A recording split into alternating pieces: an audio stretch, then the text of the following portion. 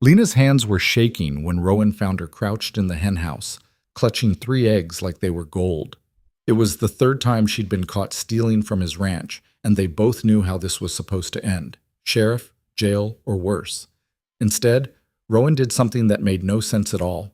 He offered her work. Not charity, not mercy, just a deal that would tie 2 broken strangers together on a ranch that had forgotten what hope looked like.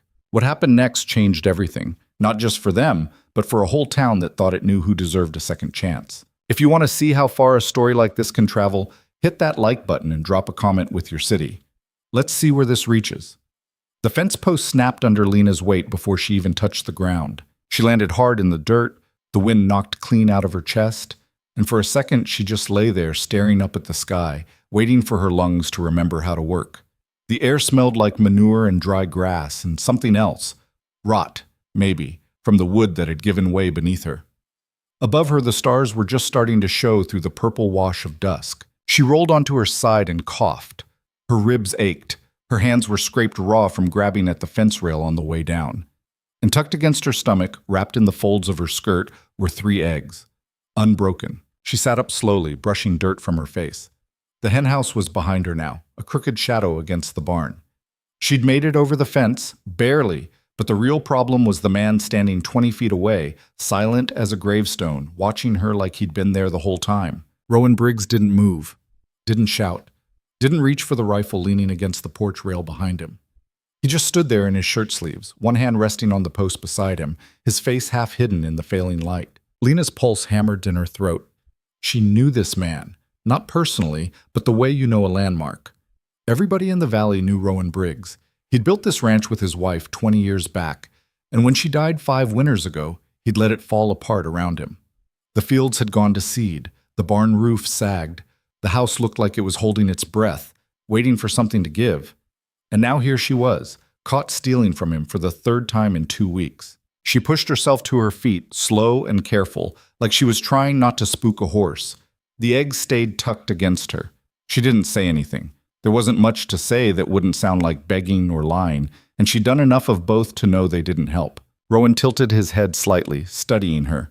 His face was hard to read, weathered and still, with lines carved deep around his mouth and eyes. He looked older than he probably was, tired in a way that went all the way down. "You're getting better at it," he said finally. His voice was low, rough from disuse. "Took you longer to fall this time." Lena's jaw tightened. She didn't know if he was mocking her or just stating a fact. Either way, it made her feel smaller than she already did. "I didn't take much," she said. Her voice came out thin, defensive. "Just enough to eat," Rowan finished. "I know." He stepped off the porch and walked toward her, slow and deliberate.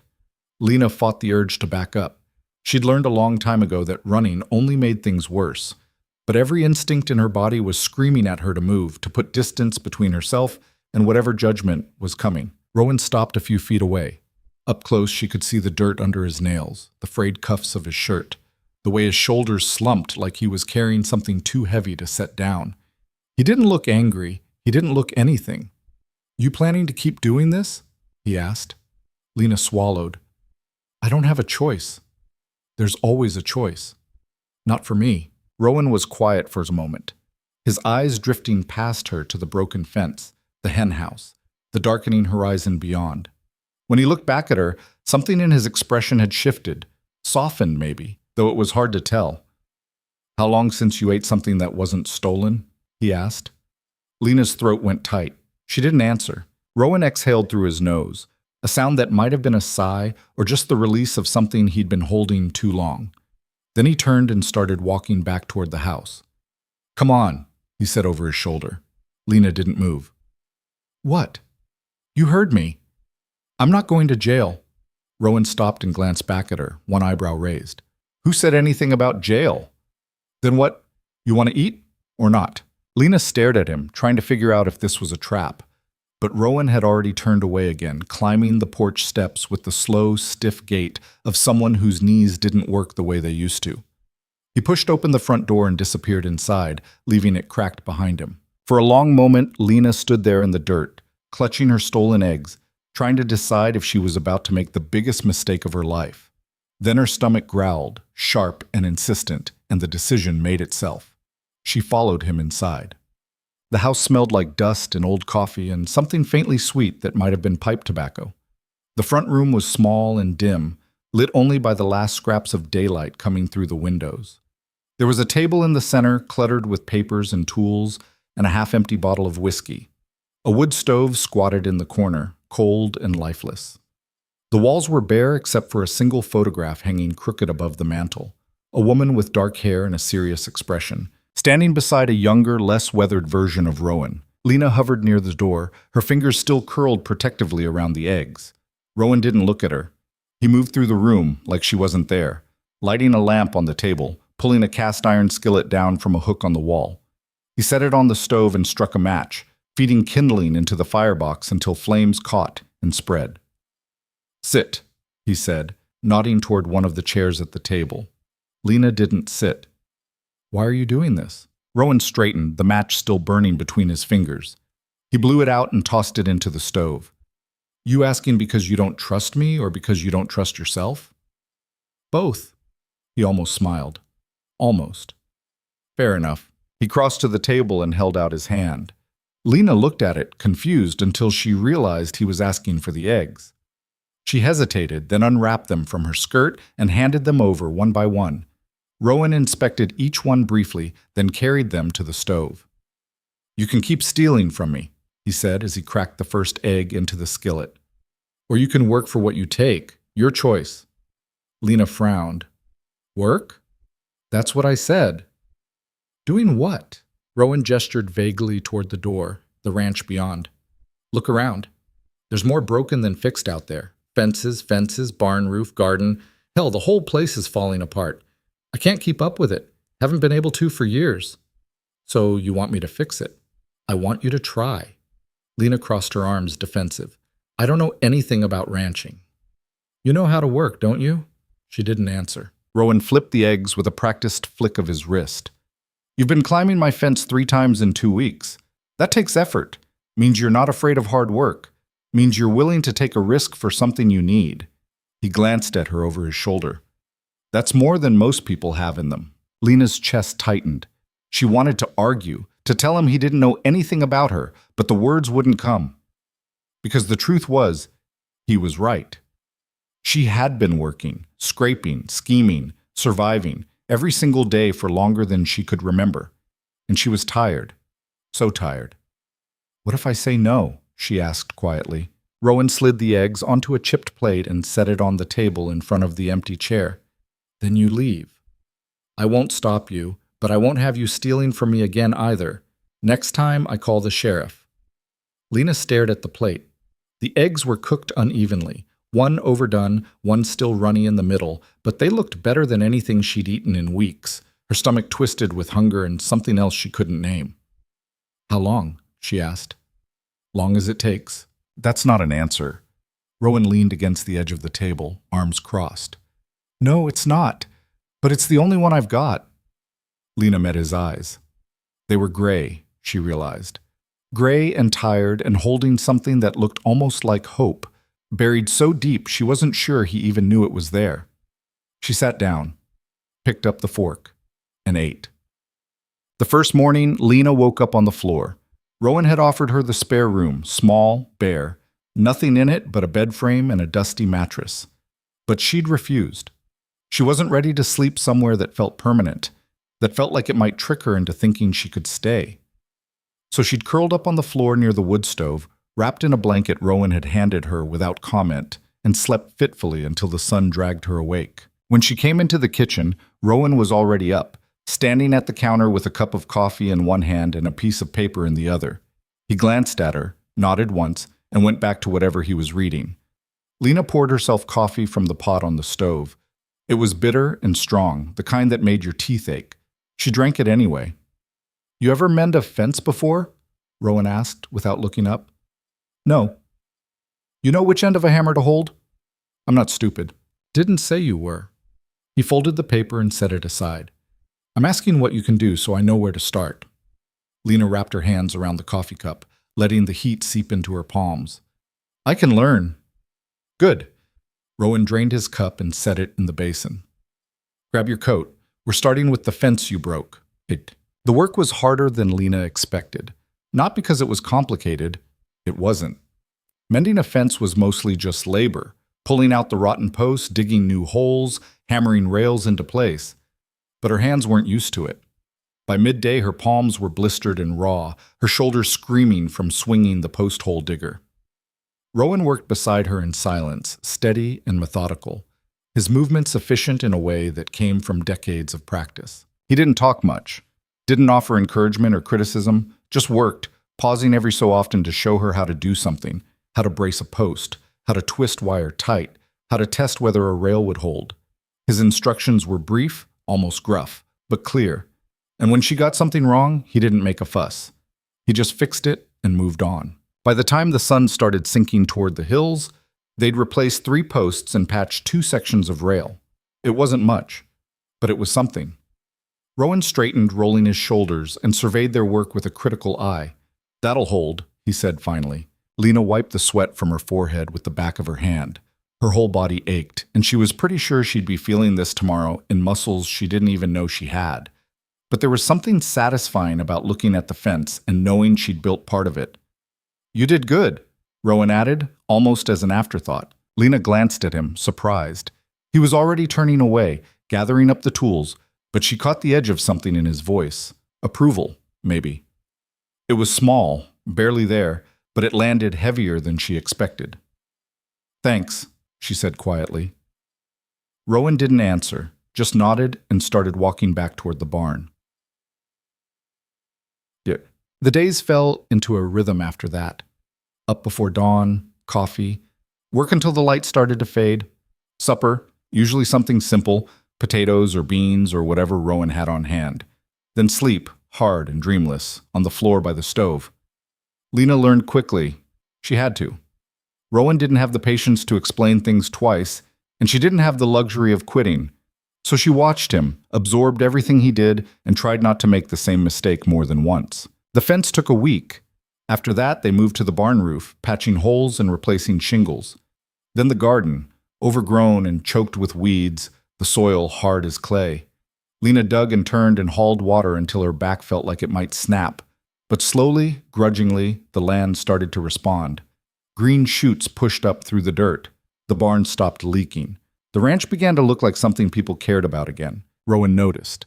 She could tell by the way he moved through the property now, less like a man dragging himself through the motions, more like someone who remembered what it felt like to have a purpose. He didn't say anything about it. But sometimes, when he thought she wasn't looking, she'd catch him standing at the edge of the porch, staring out at the fields with an expression that was almost peaceful. It wasn't friendship exactly. It wasn't even trust, not yet. But it was something, a fragile, unspoken agreement that they were in this together, at least for now.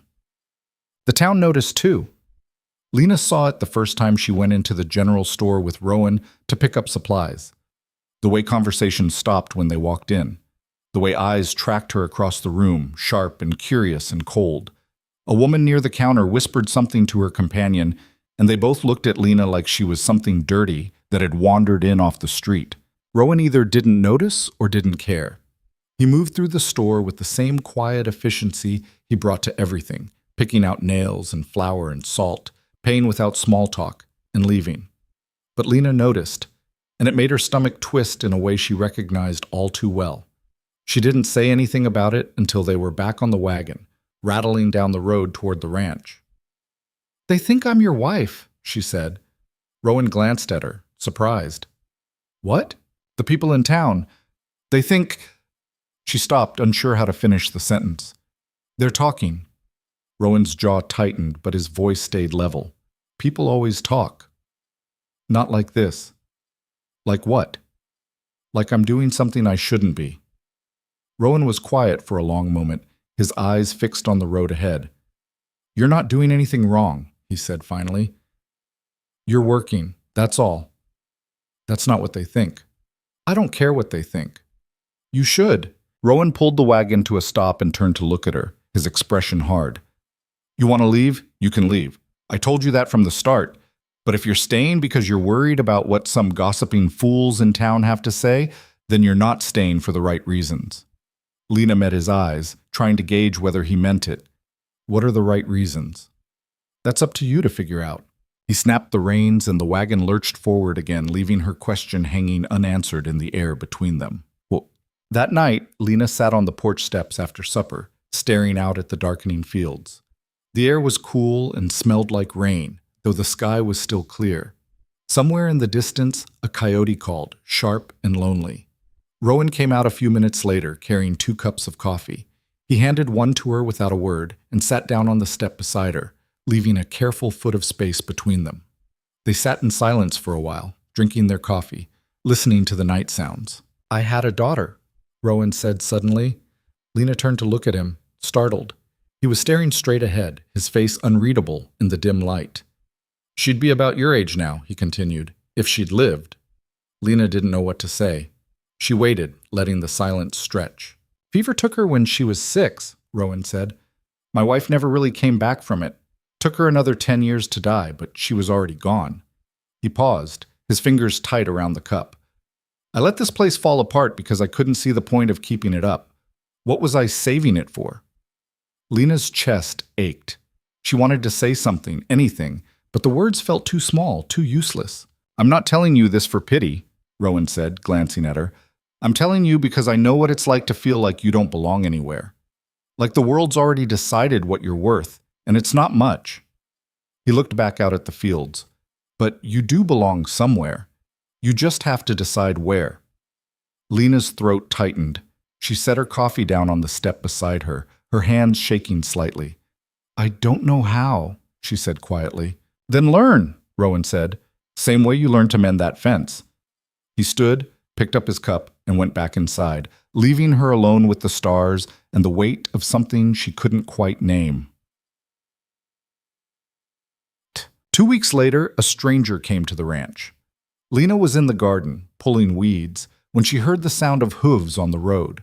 She straightened, shading her eyes against the sun, and watched as a man on a sleek black horse rode up to the house. He was dressed too well for the valley, dark suit, polished boots, a hat that looked like it had never seen dust. He dismounted with the practiced ease of someone who spent a lot of time on horseback and tied his horse to the porch rail. Rowan came out of his barn, wiping his hands on a rag, his expression wary. "Help you?" he called. The stranger smiled. It was a smooth, practiced smile, the kind that didn't reach his eyes. "I'm looking for someone," he said. "A woman. About this tall, dark hair, goes by the name Lena Hale." Lena's blood turned to ice. She dropped the weed she'd been holding and took a step back, her pulse hammering in her ears. The stranger hadn't seen her yet. She was half hidden behind the garden fence, but it was only a matter of time.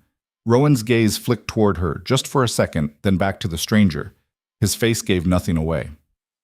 "Don't know anyone by that name," he said evenly. The stranger's smile widened. "You sure about that?"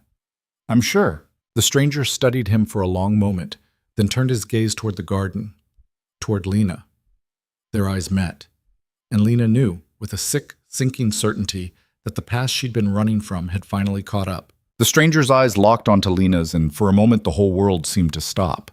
He didn't move, didn't speak, just stood there with that cold, practiced smile still plastered across his face, like he'd been waiting for this exact moment, and now that it had arrived, he was going to savor it.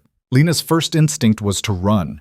Her legs tensed, her body already turning toward the tree line beyond the garden. But something stopped her.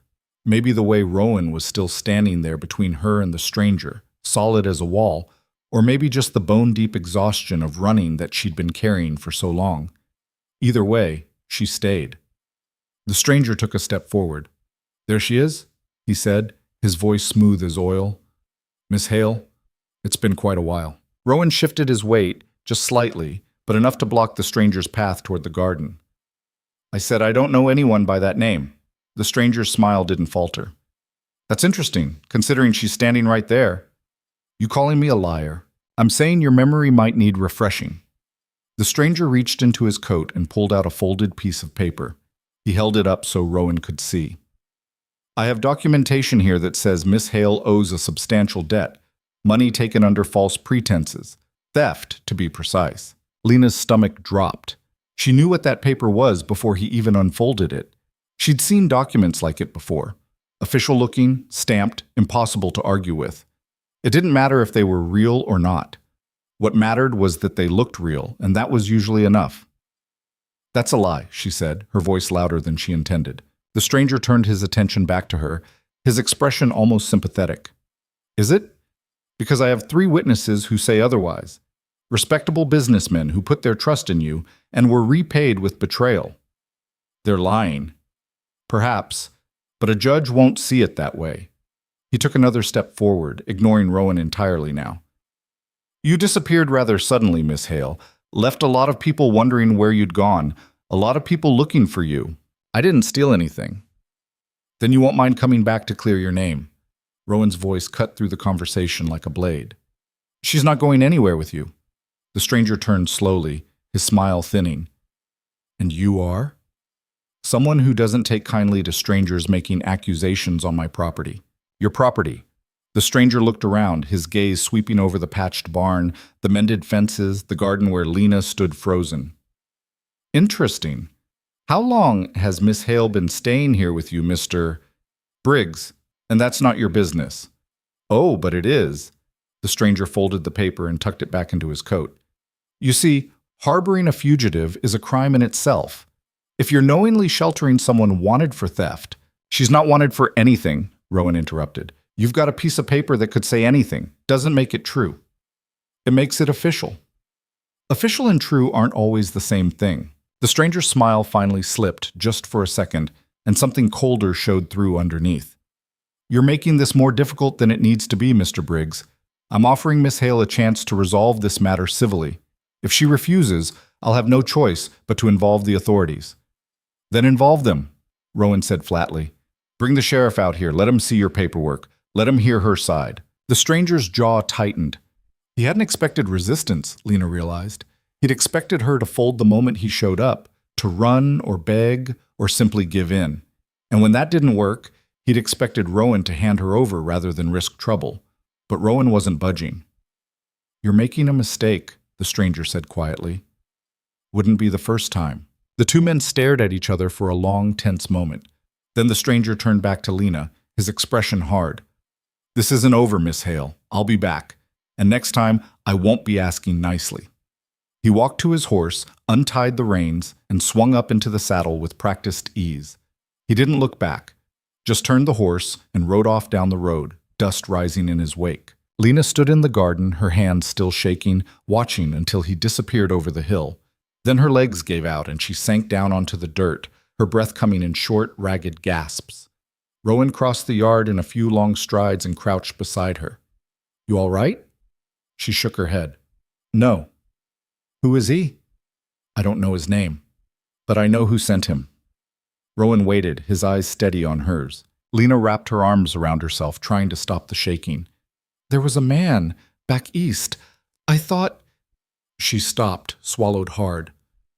"I thought he cared about me. Turned out he was married, had a whole life I didn't know about. When I found out, I left.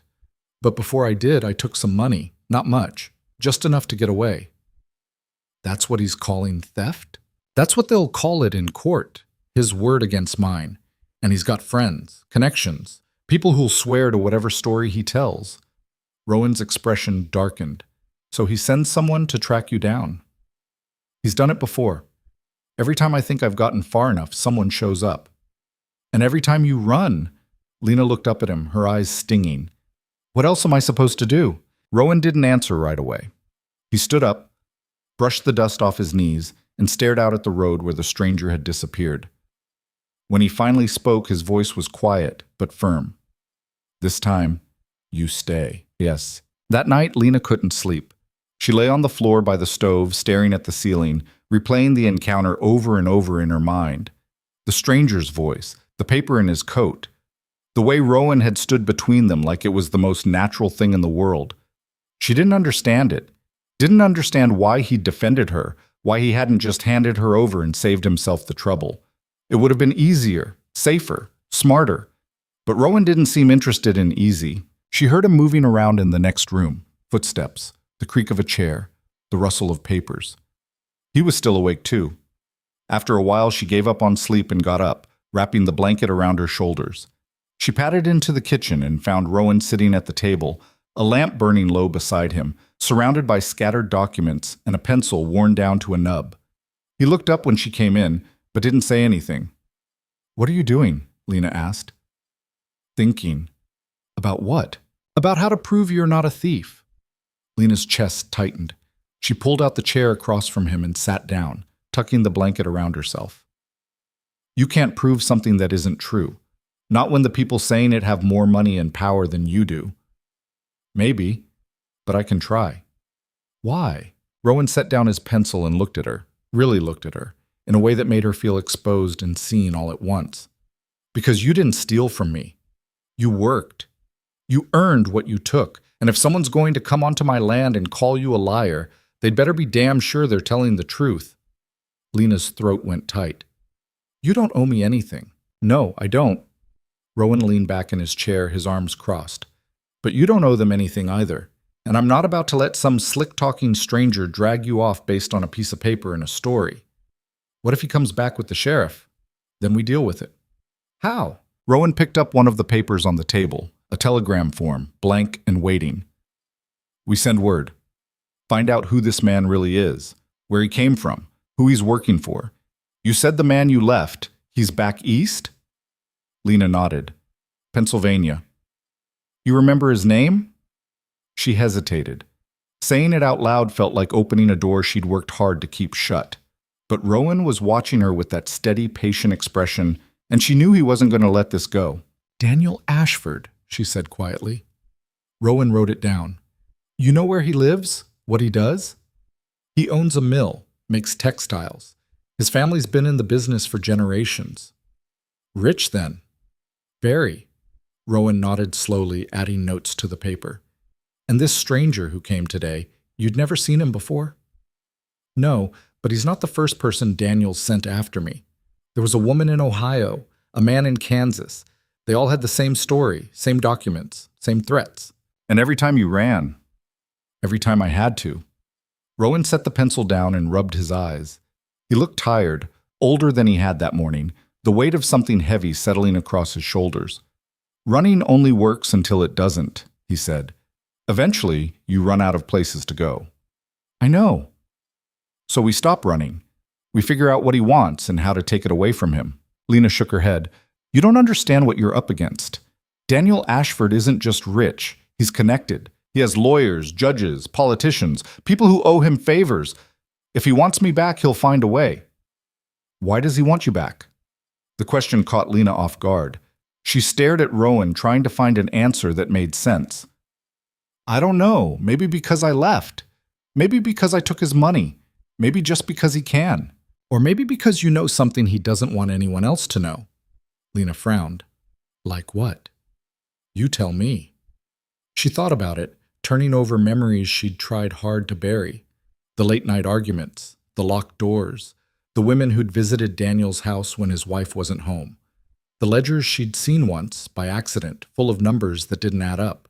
"There were things," she said slowly, "things that didn't make sense. Money that should have been there but wasn't. People who came and went at odd hours. I didn't ask questions. I didn't think it was my place." "But you saw." "Yeah, I saw." Rowan leaned forward, his eyes sharp. "Then that's leverage. He's not just trying to get you back. He's trying to keep you quiet." Lena's stomach churned. She'd never thought of it that way before. Had always assumed Daniel's pursuit was about control, about pride, about punishing her for leaving. But if Rowan was right, if there was something bigger at stake, then running wasn't just pointless. It was dangerous. "What do we do?" she asked. Rowan picked up the telegram form again. "We start by finding out what we're really dealing with. I'll send word to someone I know back east. Used to work for the railroad, has connections in a lot of places. If Ashford's up to something, he'll know about it. That'll take time. Then we buy time." "How?" Rowan's jaw tightened. "By not giving that stranger anything to work with. You keep your head down, stay on the ranch, don't go into town unless I'm with you, and if he comes back, you let me handle it." Lena wanted to argue, to say she didn't need protecting, that this was her problem to solve. But the truth was, she was exhausted, exhausted from running, from lying, from carrying the weight of Daniel Ashford's sins on her shoulders like they were hers to bear. So instead, she just nodded. "All right," she said. "I'll stay." The next few days passed in a strange, tense quiet. Lena threw herself into the work, desperate for something to do with her hands, something to keep her mind from spiraling. She repaired the henhouse door, replaced the broken slats in the garden fence, hauled water until her shoulders burned. Rowan worked alongside her, steady and silent, but she could feel him watching, not in a way that made her uncomfortable, but in a way that said he was keeping track, making sure she was still there. The stranger didn't come back, but his presence lingered like a shadow over everything. Every time Lena heard hoofbeats on the road, her heart jumped. Every time someone rode past the ranch, she found herself looking for that black horse, that polished suit, that cold, practiced smile. Rowan sent the telegram. He didn't tell her what it said, and she didn't ask. All she knew was that he rode into town one morning and came back with a receipt and a grim expression that told her the message was on its way. Now all they could do was wait. On the fourth day, Rowan came to her while she was mending a section of fence near the road. "Need you to come with me," he said. Lena looked up, wiping sweat from her forehead. "Where?" "Town." Her stomach nodded. "Why?" "Because if we're going to prove you're not hiding, you can't act like you're hiding." Lena set down the hammer she'd been holding. "That's a bad idea." "Probably, but it's the right one." "The whole town already thinks I'm—" "I know what they think," Rowan interrupted. "And I know it's not fair. But if you stay out here like you're afraid to show your face, it'll only make things worse. People talk. Let them see you're not running." Lena wanted to argue, but she couldn't find the words. Because as much as she hated to admit it, Rowan was right. Hiding made her look guilty. And guilt, whether earned or not, had a way of sticking. "Fine," she said. "But if this goes sideways, it won't. You don't know that." "No," Rowan agreed, "but I'm willing to find out." The ride into town was quiet.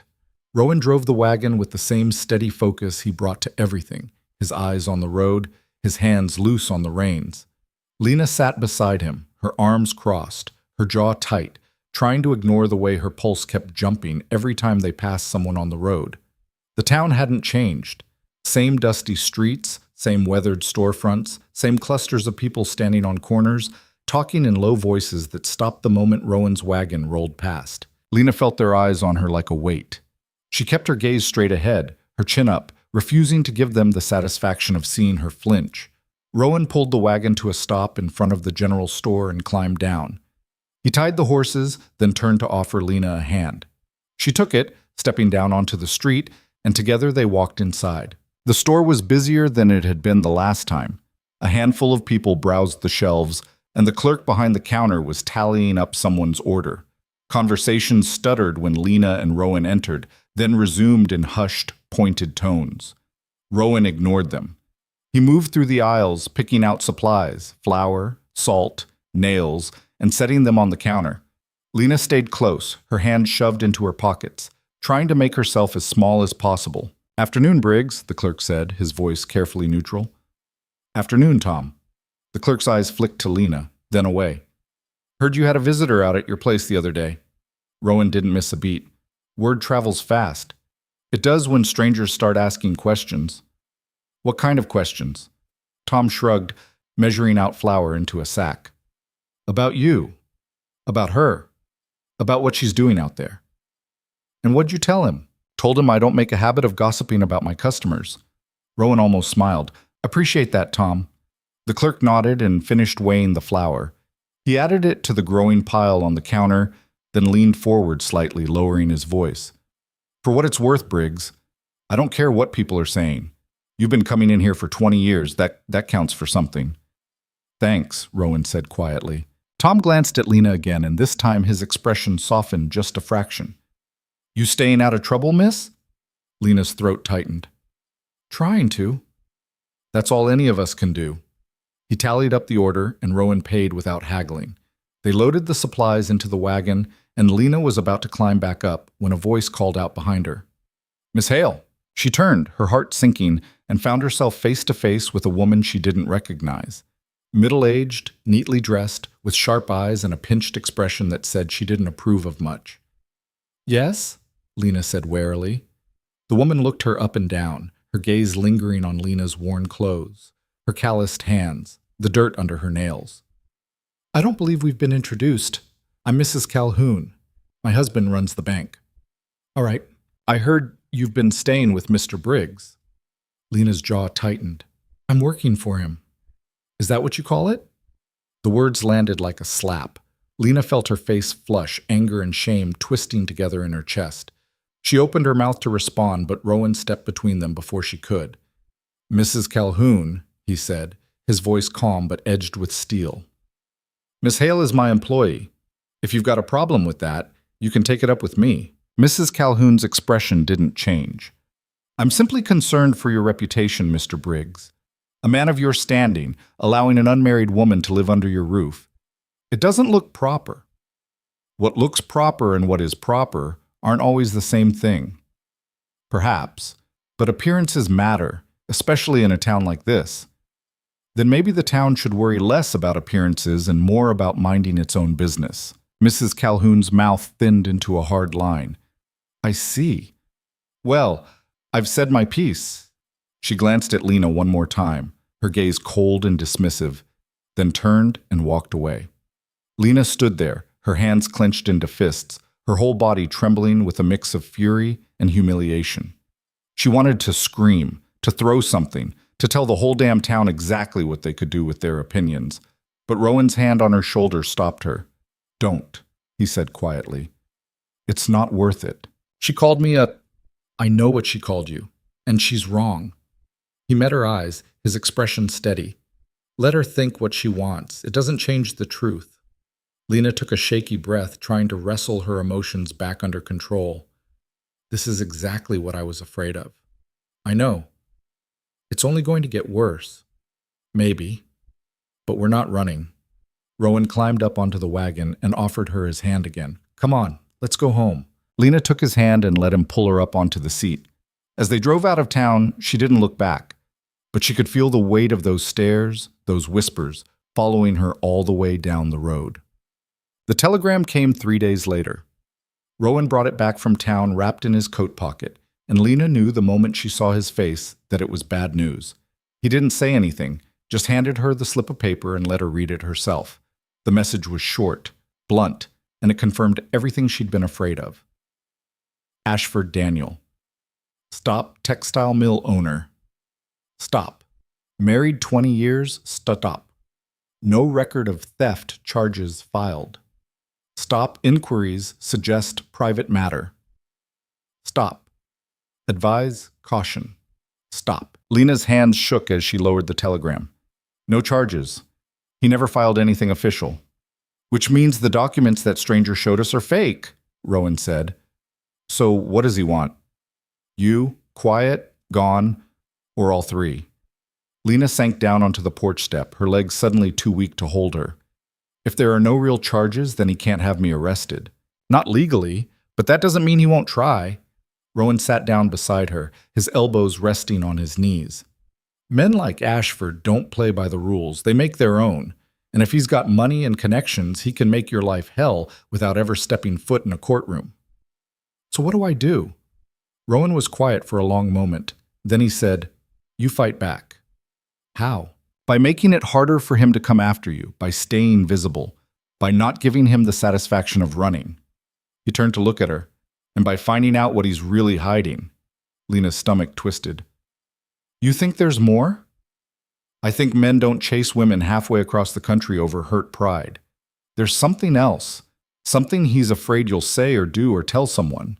Lena thought back to those nights in Daniel's house, the locked rooms, the whispered conversations, the way his wife had looked at her. Not with jealousy, but with something closer to pity. "I don't know what it is," she said. "I never asked. I just wanted to leave." "Then maybe it's time to start asking." Rowan stood and held out his hand. Lena looked at it for a long moment, then took it and let him pull her to her feet. "What's the plan?" she asked. "We wait," Rowan said. "And when that stranger comes back, because he will, We don't give him what he wants. We make him show his hand. Lena's pulse quickened. You think that'll work? I think it's the only chance we've got. The stranger returned exactly 1 week later. This time he wasn't alone. Lena saw them coming from the garden, 2 men on horseback, riding slow and deliberate up the road toward the ranch. One of them was the stranger from before, still dressed in his dark suit, still wearing that cold smile. The other was older, heavy-set, with a badge pinned to his vest that caught the sunlight. Her stomach dropped. "Rowan!" she called, her voice sharp with panic. He came out of the barn, saw the riders, and his expression went hard. "Get inside," he said. "No." "Lena, I'm not hiding."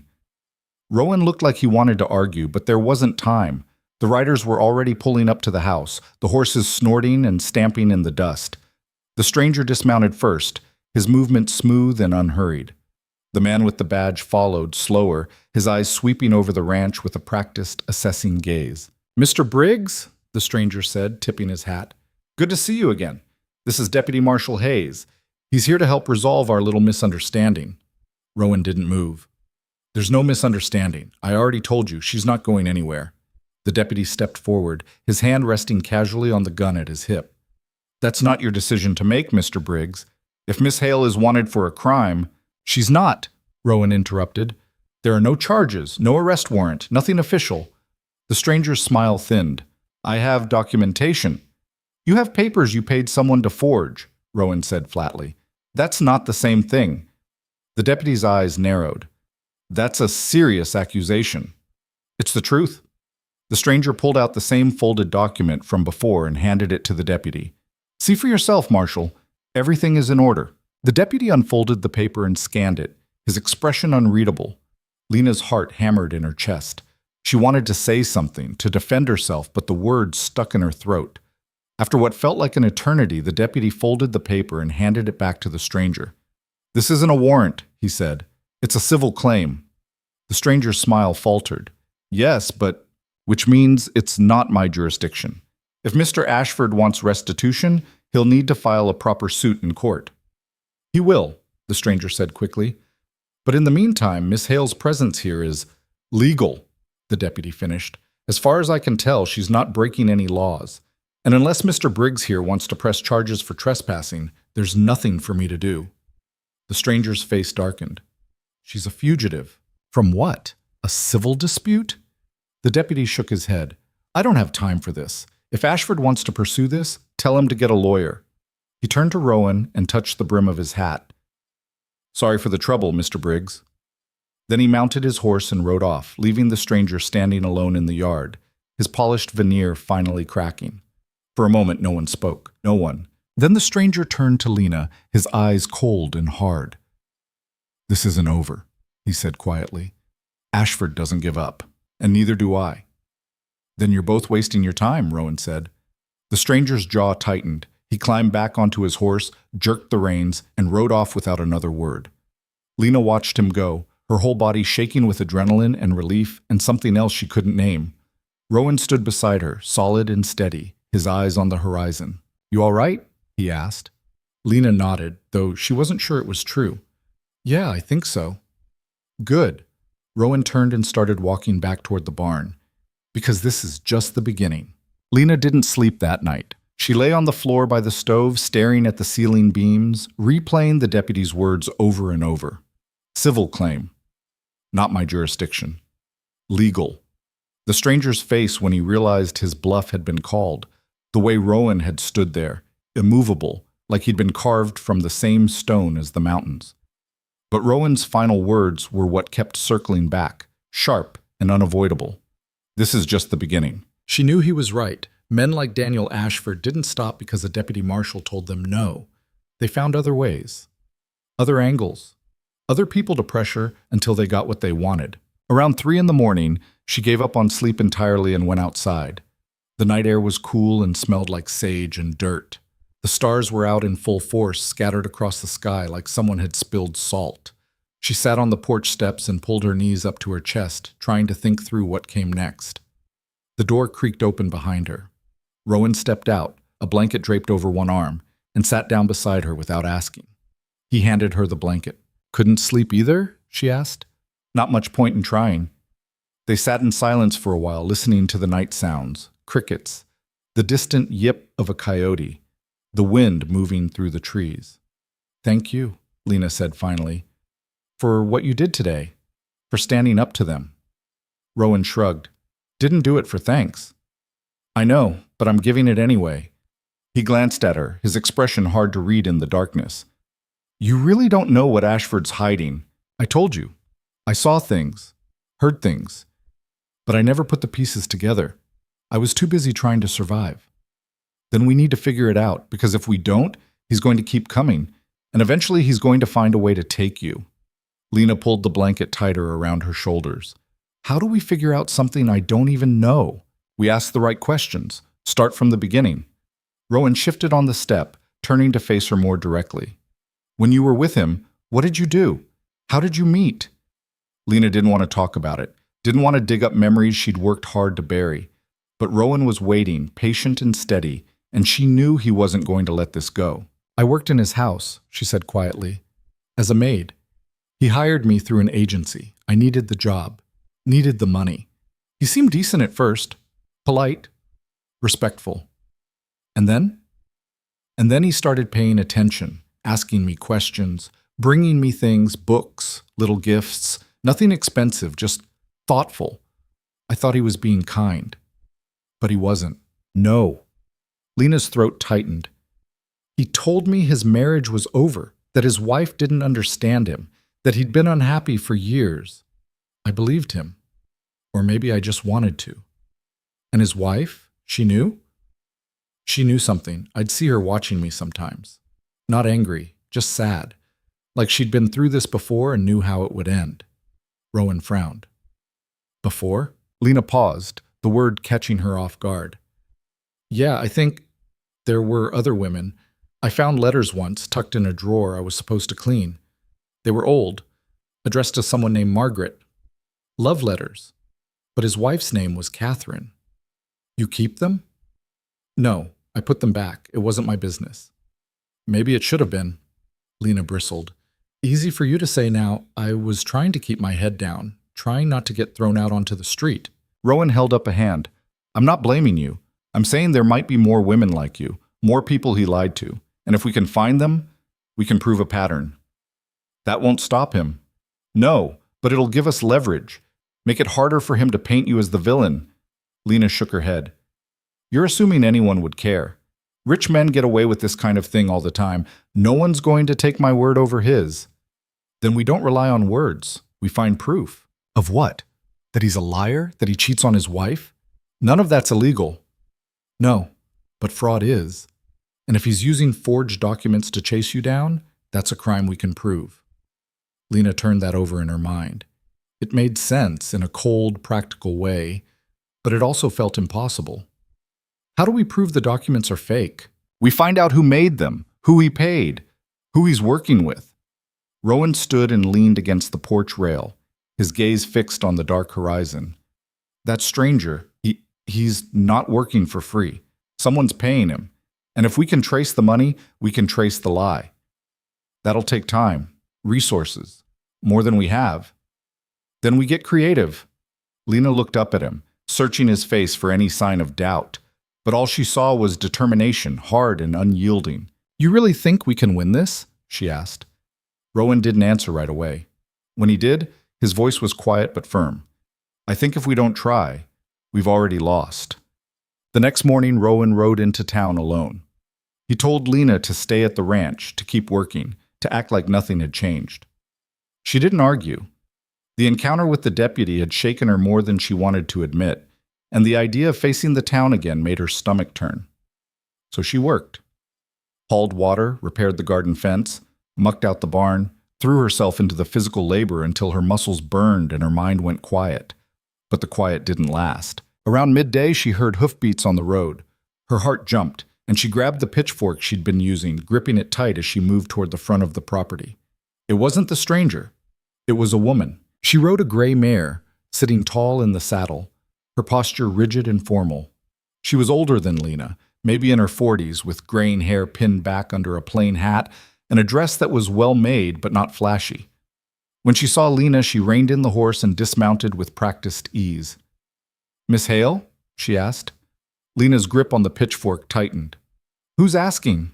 The woman studied her for a moment, her expression unreadable.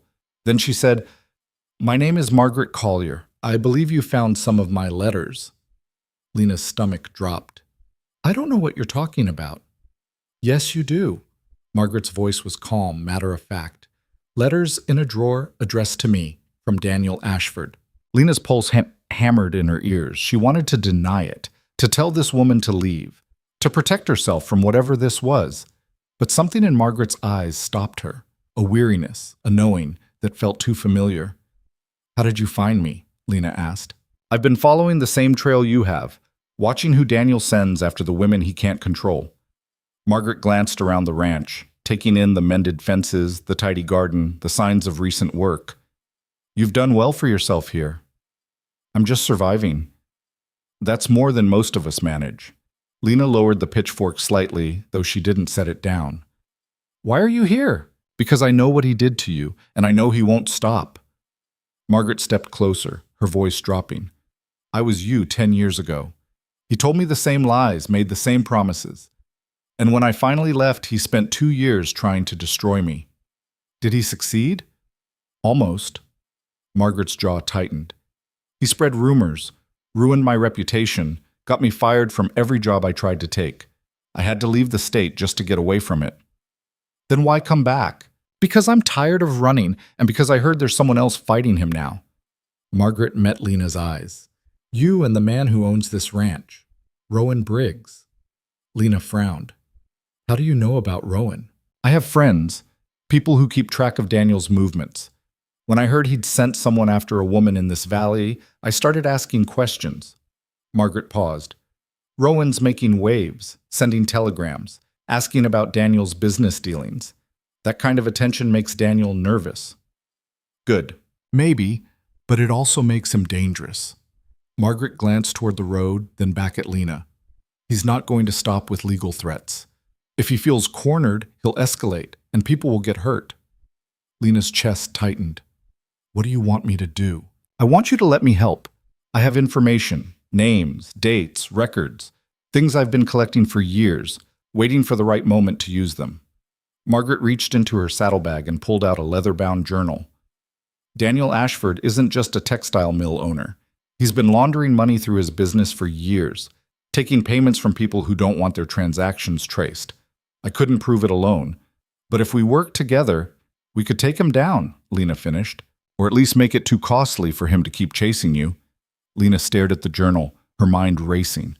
This was more than she'd expected, more than she'd hoped for. But it was also terrifying, because if they went after Daniel with this kind of information, he wouldn't just send another stranger with fake papers. He'd come with everything he had. "I need to talk to Rowan," Lena said. Margaret nodded. "I'll wait." Rowan returned an hour later, his saddlebags loaded with supplies and a stack of new telegrams tucked into his coat. He saw Margaret's horse tied to the porch rail, and his expression went guarded. "Who's this?" he asked as he dismounted. "Margaret Collier," Lena said. "She was involved with Daniel Ashford before me." Rowan's eyes sharpened. He looked at Margaret, taking in her calm demeanor, the journal in her hands, the way she stood like someone who'd been through hell and come out the other side. "You got proof of that?" he asked. Margaret handed him the journal without a word. Rowan opened it and scanned the first few pages. His expression didn't change, but Lena saw the tension in his shoulders ease slightly. "This is detailed," he said. 10 years' worth," Margaret replied. "Every transaction I could track, every name I could find. It's not complete, but it's enough to raise questions, enough to make people look closer." Rowan closed the journal and handed it back to her. "Why now? Why come forward after all this time?" "Because I'm tired of being afraid, and because Lena deserves better than what I got." Rowan studied her for a long moment, then nodded. "All right, come inside. Let's talk." They sat around the kitchen table, the journal open between them, and Margaret walked them through everything she knew. Names of businessmen who'd paid Daniel under the table, dates of transactions that didn't match his official ledgers, patterns of behavior that suggested something deeper, Something criminal. He's careful, Margaret said. Never leaves a direct trail, always uses intermediaries. But if you know what to look for, the connections are there. Rowan listened intently, asking questions, taking notes. Lena watched him work, impressed by how quickly he pieced things together, how sharp his mind was beneath that quiet exterior. This is good, Rowan said finally, but it's not enough. We need someone official to look at this, someone who can investigate without Daniel shutting them down. Who? Lena asked. There's a federal marshal I know. Used to work these territories before he moved east. Honest man. Doesn't take bribes. Rowan tapped the journal. If I can get this to him, along with testimony from both of you, he might be willing to dig deeper. Margaret shook her head. Daniel has friends in high places. Even an honest marshal can be pressured. Then we make it too public to ignore. Get the story to a newspaper. Let people see what he's doing. That's risky, Lena said. If it backfires, it won't. You don't know that. Rowan met her eyes, his expression steady. No, I don't. But doing nothing is riskier. Margaret leaned back in her chair, her arms crossed. If we're going to do this, we need to move fast. Daniel's already escalating. The longer we wait, the more time he has to cover his tracks. Agreed. Rowan stood and walked to the window, looking out at the fading light. I'll send another telegram tonight. Set up a meeting with the marshal. In the meantime, you both stay here. Don't go anywhere alone. Don't talk to anyone you don't trust. And what about you? Lena asked. I'll be fine. That's not an answer. Rowan turned back to her, and for a moment something passed between them. An understanding, a shared weight, a recognition that they were in this together now, for better or worse. I'll be careful, he said. That's the best I can promise. That night, after Margaret had settled into the spare room and Rowan had ridden back to town to send the telegram, Lena sat alone on the porch trying to process everything that had happened. Margaret's arrival had changed things. What had started as a desperate attempt to stay one step ahead of Daniel Ashford was now something bigger, something with the potential to actually hurt him. But it also meant the stakes were higher, the risks greater. She heard footsteps behind her and turned to see Margaret stepping out onto the porch, a shawl wrapped around her shoulders. Mind if I join you? Margaret asked. It's your porch as much as mine now. Margaret smiled faintly and sat down on the step beside her. They sat in silence for a while, both of them staring out at the dark fields, the distant mountains silhouetted against the night sky. He's a good man, Margaret said finally. Rowan. Yeah, he is. You trust him? Lena thought about it. Trust wasn't something she gave easily anymore. But Rowan had earned it piece by piece through every quiet act of decency, every moment he'd chosen to stand beside her instead of walking away. Yeah, she said. I do. Margaret nodded. Good. You're going to need that. What we're about to do, it's going to get ugly. Daniel doesn't lose gracefully. I know. Do you? Margaret turned to look at her, her expression serious. Because I've seen what he does to people who cross him. He doesn't just ruin their reputations, he destroys them, takes everything they care about and burns it to the ground. Lena's stomach twisted. Are you trying to scare me? I'm trying to prepare you. There's a difference. Then prepare yourself too, because I'm not backing down. Margaret's expression softened. I can see that. You're stronger than I was. I don't feel strong. You wouldn't be here if you weren't. They fell silent again, and Lena found herself thinking about all the women who'd come before her, all the people Daniel Ashford had hurt, discarded, silenced. How many were there? How many had he gotten away with? Do you think we can really stop him? Lena asked. Margaret didn't answer right away. When she did, her voice was quiet but firm. I think we can make him wish he'd never started. Rowan came back late, long after both women had gone to bed. Lena heard him moving around in the kitchen, the creak of the floorboards, the sound of him stoking the fire. She got up and found him sitting at the table, a cup of coffee in his hands, staring at nothing. Did you send it? She asked. He nodded. Marshall's based in Denver now. If he gets the message, he should respond within a few days. And if he doesn't? Then we find another way. Lena pulled out a chair and sat down across from him. Margaret says this is going to get worse before it gets better. She's probably right. You still think it's worth it? Rowan looked at her, his gray eyes tired but clear. You asking if I think you're worth it? Lena's throat tightened. I'm asking if you think any of this matters. If standing up to someone like Daniel Ashford actually changes anything. Rowan set down his cup and leaned forward, his elbows on the table. I think it matters to you, and that's enough. That's not an answer. Yes, it is.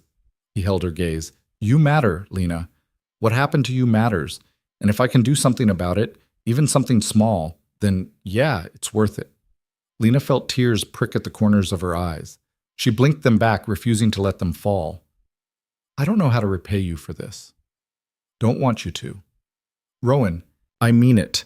His voice was firm. You don't owe me anything. You've worked harder than anyone I've ever known.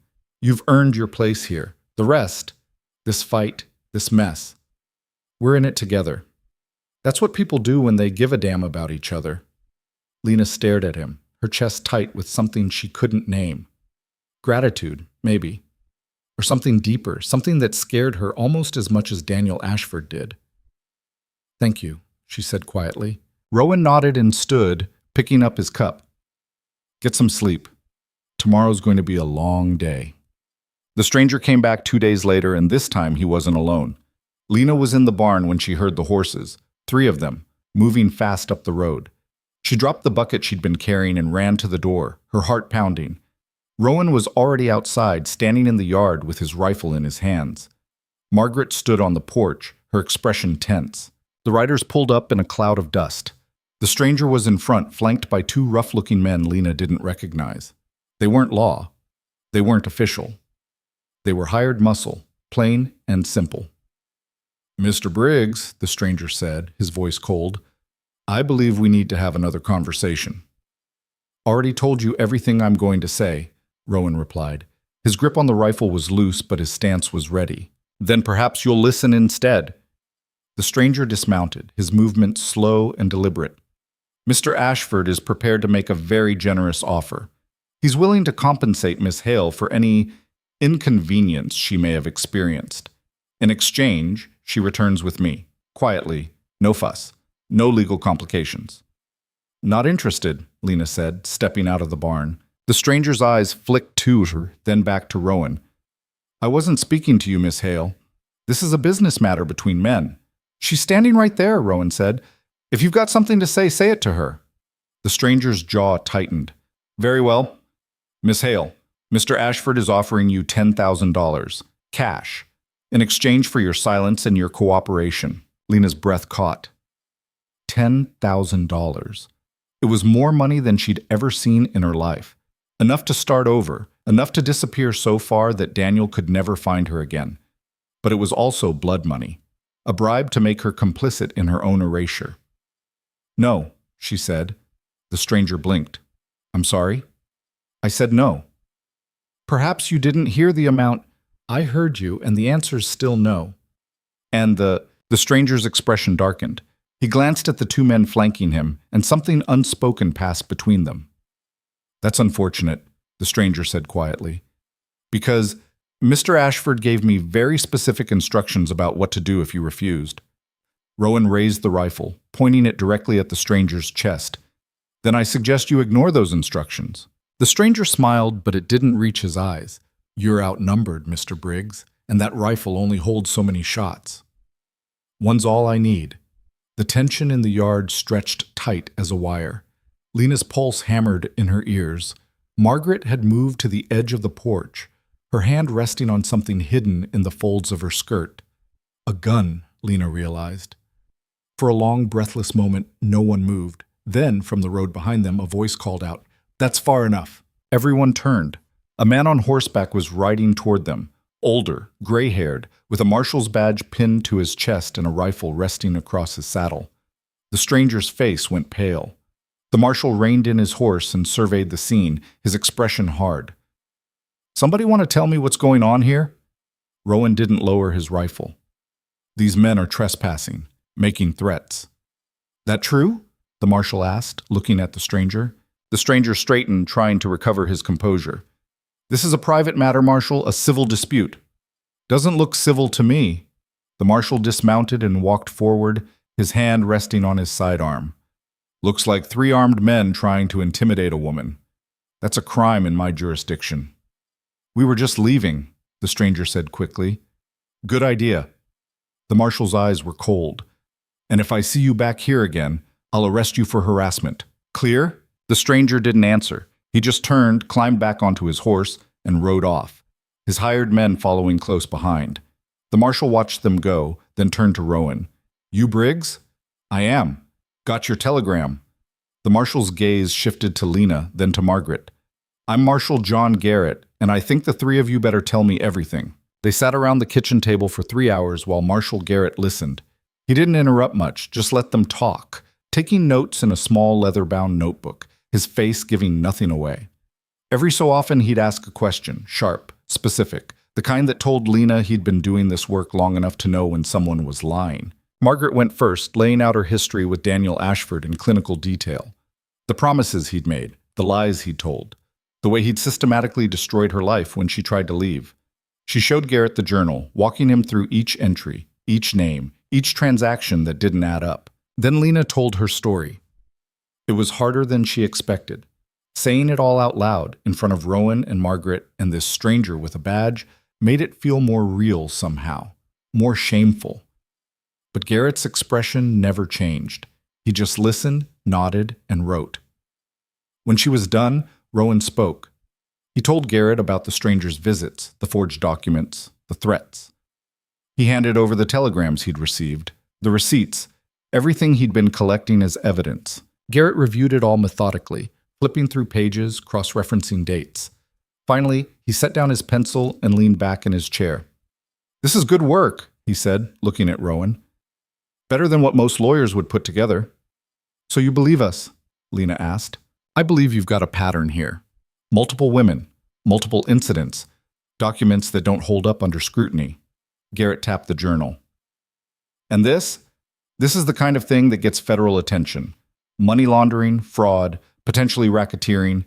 If even half of what's in here checks out, Ashford's looking at serious charges. If, Margaret said.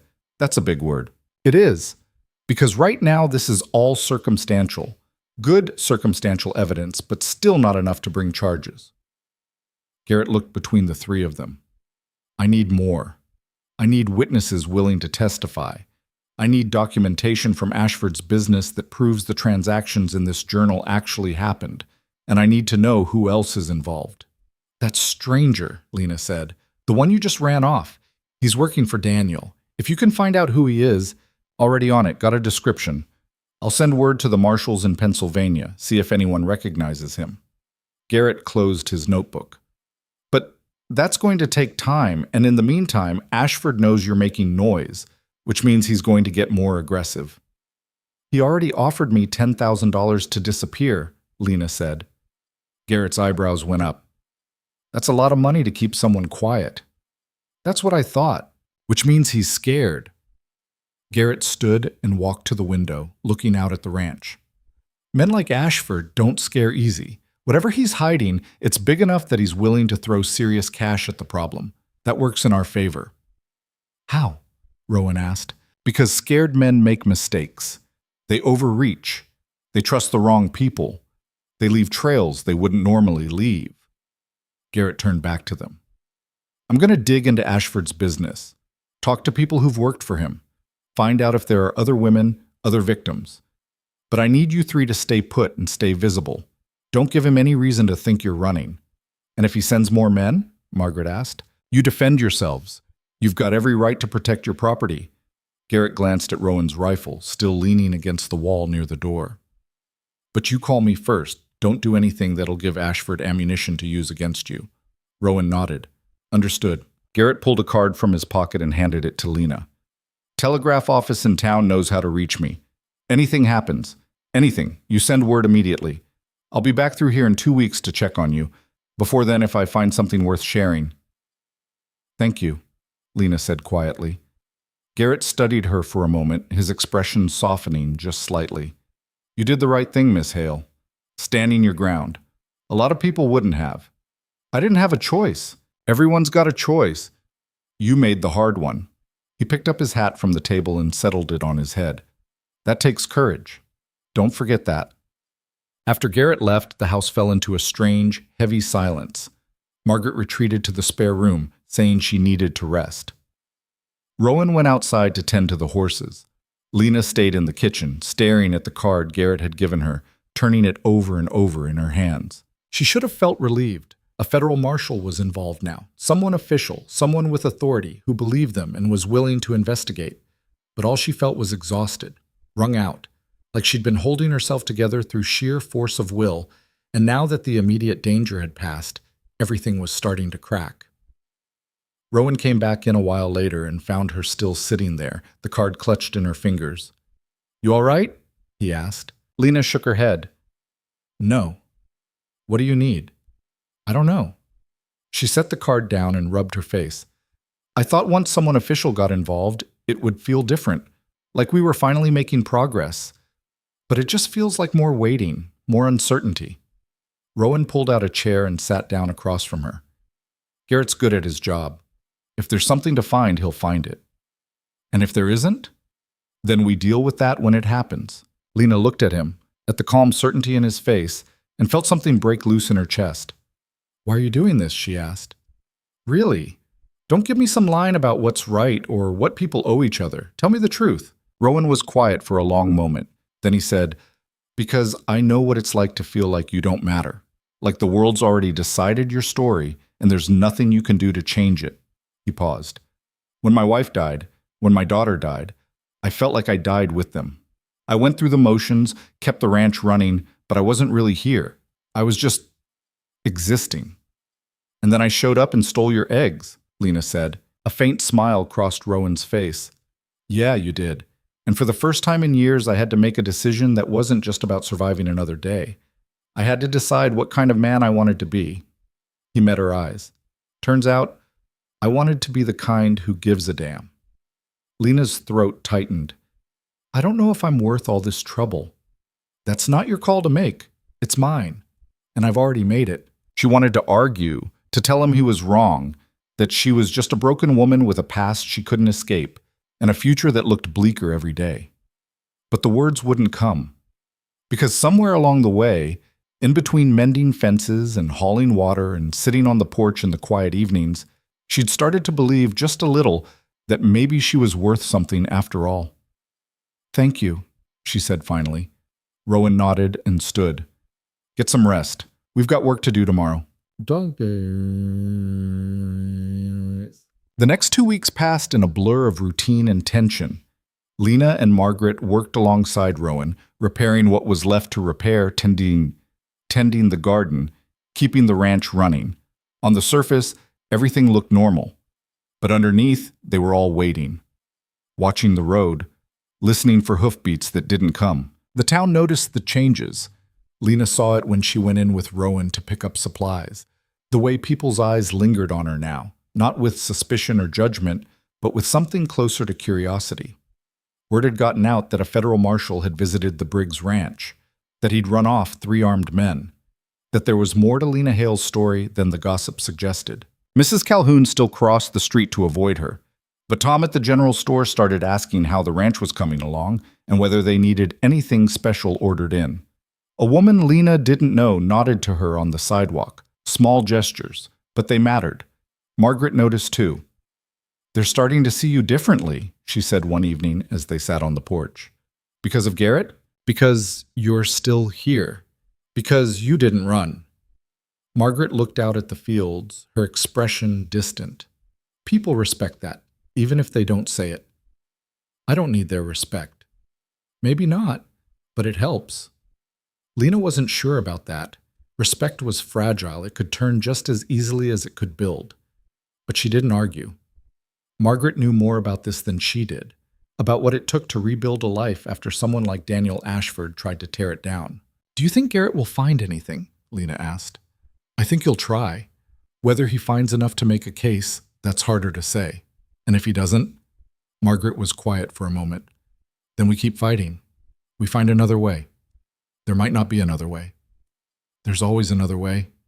You just have to be willing to look for it." Garrett came back on the 15th day. He rode up to the ranch in the late afternoon, his horse lathered and tired, his face grim. Rowan saw him first and called for Lena and Margaret. They all gathered in the kitchen, the same table where they'd sat 2 weeks before, and waited for Garrett to speak. He didn't sit down, just stood there, hat in his hands, looking like a man who'd spent too long chasing ghosts. "I've got news," he said. "Some good, some not." "Start with the good," Rowan said. "I found 3 more women. All of them have stories similar to yours," Garrett said, looking at Lena and Margaret. "All of them were involved with Ashford at different times over the past 15 years. All of them were threatened, harassed, or paid off when they tried to leave." Lena's stomach twisted. 15 years? At least. Could be longer. Garrett set his hat on the table. 2 of them are willing to testify. The third is too scared. But 2 is enough to establish a pattern. "And the bad news?" Margaret asked. Garrett's jaw tightened. "The man who's been coming after you, his name is Victor Whitlock. He's a fixer, works for wealthy clients who need problems to disappear. And he's not just working for Ashford. He's got connections to some very dangerous people." "How dangerous?" Rowan asked. "The kind who don't ask questions before they act." Garrett looked at Lena. "Whitlock's already been making inquiries about you in other towns, trying to dig up anything he can use. He's also been spreading rumors, saying you're a con artist, a thief, that you seduce wealthy men and then extort them." Lena's face flushed. "That's a lie." "I know, but lies spread faster than truth, and Whitlock's good at what he does." "So what do we do?" Rowan asked. "We move fast. I've got enough now to bring this to a federal prosecutor. The laundering, the fraud, the pattern of abuse. It's all there, but it's going to take time to build the case. And in the meantime, Ashford's going to keep pushing." "Let him push," Margaret said. "We're not going anywhere." Garrett looked at her, then at Lena, then at Rowan. "I need you to understand something. If we go forward with this, it's going to get ugly. Ashford will fight. He'll use every connection he has to discredit you, to bury the evidence, to make you out to be the villains. Are you ready for that?" Lena thought about it. Thought about what Daniel had taken from her, her dignity, her peace, her ability to trust. Thought about the other women who'd come before her, who'd been too scared or too broken to fight back. Thought about what it would mean to finally stand up and say no. "Yeah," she said, "I'm ready." Garrett nodded. "Then we do this right. I'll file the initial complaint with the prosecutor's office tomorrow. Once that's done, there's no going back." "Good," Lena said. "I don't want to go back." That night, Lena couldn't settle. She paced the kitchen, then the porch, then finally gave up and walked out into the fields. The moon was up, full and bright, casting long shadows across the ground. The air smelled like rain, though the sky was still clear. She heard footsteps behind her and turned to see Rowan approaching, his hands shoved into his pockets. "Couldn't sleep either?" she asked. "Figured you might want company." They walked together in silence for a while, following the fence line toward the edge of the property. Lena's mind was racing, replaying everything Garrett had said, everything that was about to happen. "Are you scared?" Rowan asked. "Terrified." "That's normal." "Doesn't feel normal." Rowan stopped and turned to face her. "You know what I see when I look at you?" Lena shook her head. "I see someone who's been knocked down more times than most people could survive. And every single time, you got back up. That's not weakness. That's strength." "It doesn't feel like strength. It feels like stubbornness." "Sometimes they're the same thing." Lena looked at him, at the way the moonlight caught the gray in his hair, the lines around his eyes, the steady, unshakable calm that seemed to radiate from him. "What if we lose?" she asked quietly. "Then we lose. But at least we'll have tried." "That's not very comforting." "No, but it's honest." Rowan reached out and took her hand, his grip warm and solid. "Whatever happens, you're not alone in this. You understand that?" Lena's eyes stung. She nodded, not trusting herself to speak. They stood there for a moment, hands clasped, the night air cool around them. Then Rowan let go and started walking back toward the house. "Come on," he said. "We've got a long day tomorrow." The telegram came 3 days later. Rowan brought it back from town, his face pale, his hands shaking slightly as he handed it to Lena. She unfolded it and read. "Federal complaint filed. Stop, Ashford notified. Stop. Expect response. Soon. Stop." Garrett. Lena looked up at Rowan. He knows. Yeah. What do we do now? We wait and we stay ready. But waiting turned out to be harder than either of them expected. Because that night, just after midnight, Lena woke to the smell of smoke. She bolted upright, her heart hammering, and saw the orange glow flickering through the window. She ran to the door and threw it open, and her stomach dropped. The barn was on fire. Flames licked up the sides, crawling across the roof, sending sparks spiraling into the night sky. Rowan was already outside, running toward the blaze with a bucket in his hands. Margaret appeared beside Lena, her face pale. "We need water," Rowan shouted. They worked frantically, hauling bucket after bucket from the well, throwing water onto the flames, but it wasn't enough. The fire was spreading too fast, too hot. The horses screamed inside and Rowan ran toward the barn door. "Rowan, don't!" Lena screamed, but he was already inside, disappearing into the smoke. Lena's heart stopped. She dropped her bucket and ran after him, Margaret grabbing her arm and pulling her back. "Let me go," Lena shouted. "You'll die in there." So will he. A moment later, Rowan emerged, leading two terrified horses by their reins, his face blackened with soot, coughing violently.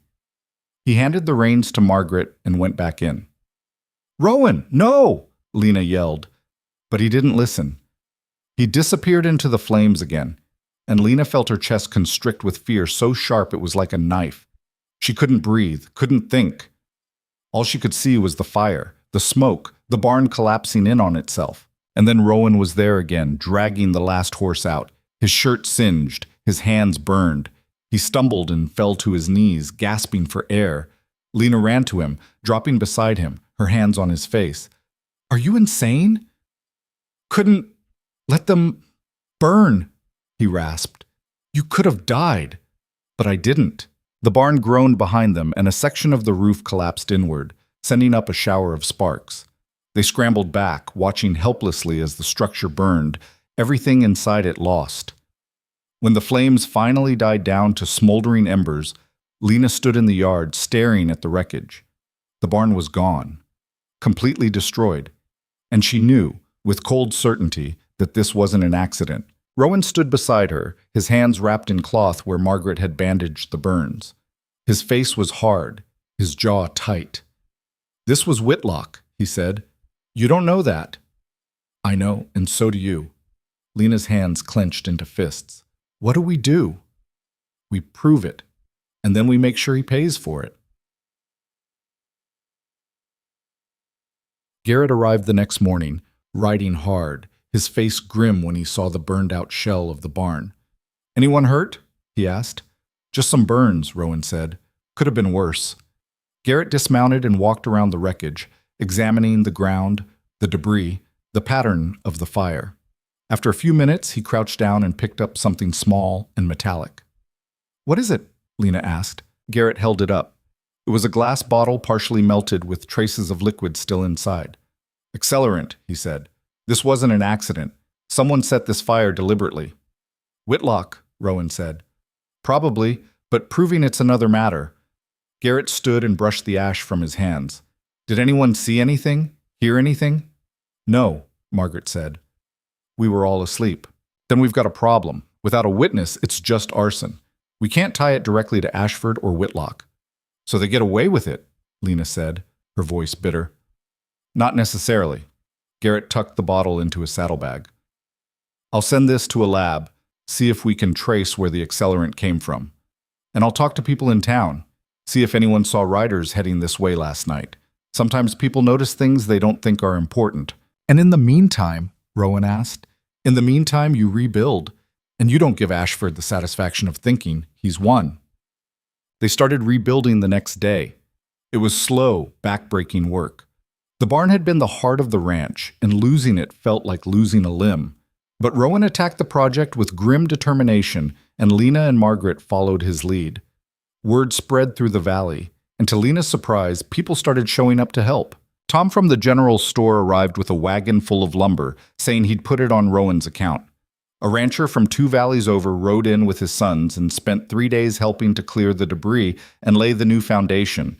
Even Mrs. Calhoun's husband showed up one afternoon, hammer in hand, and worked until sundown without saying much of anything. Lena watched it all with a strange mix of gratitude and disbelief.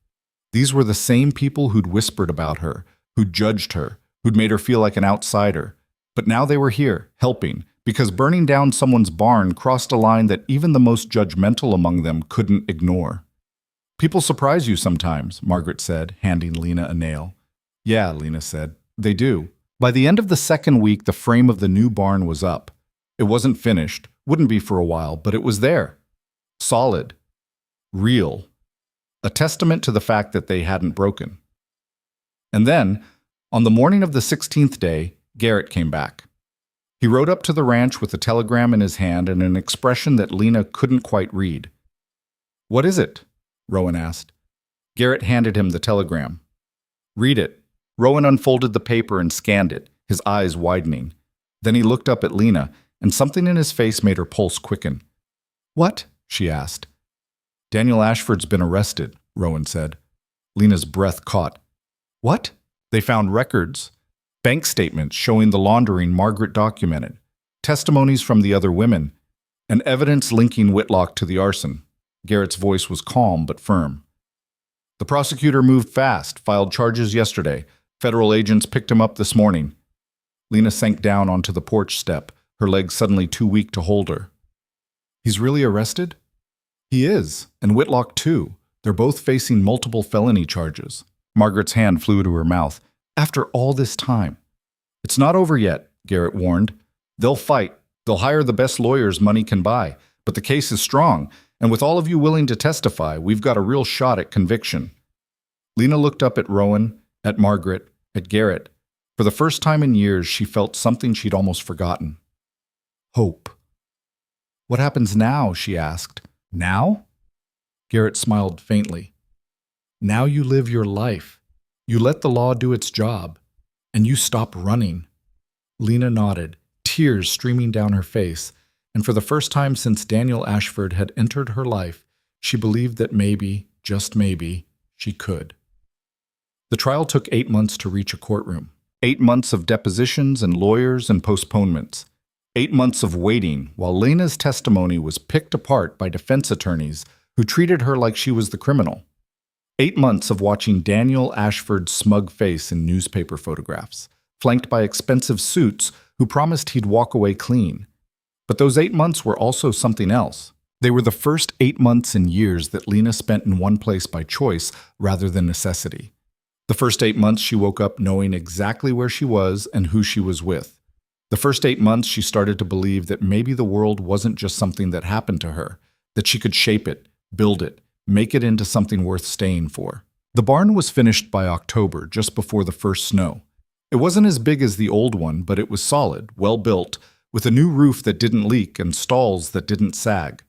Rowan stood in the doorway the day they hung the last board, his hands on his hips, surveying the work with an expression that might have been pride. "Not bad," he said. Lena wiped the sweat from her forehead and leaned against the fence.